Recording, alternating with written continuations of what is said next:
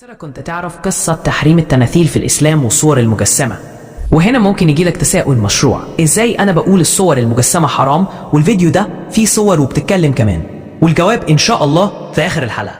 في حياة كل مجتمع بيكون في ناس صالحين أو ملوك حكموا الأرض، تم تخليد ذكراهم عن طريق عمل التماثيل المنحوتة والصور المجسمة لهم عشان الناس تفتكرهم وتحتفل بأمجادهم، وده كان في وقت من الأوقات أمر مباح وما فيهوش أي مشكلة.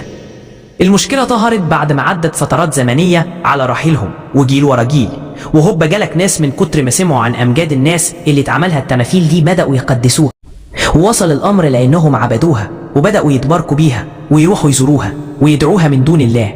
وده بدأ من أيام قوم نوح عليه الصلاة والسلام.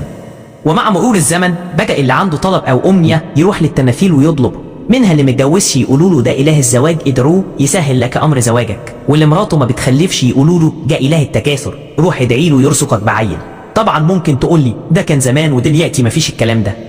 رد عليك الله اقول لك بص حواليك كده، هتلاقي في دول كتير وشعوب لحد يومنا هذا ما زالت على نفس الأفكار ونفس المعتقدات، بيعبدوا التماثيل وبيتباركوا بيها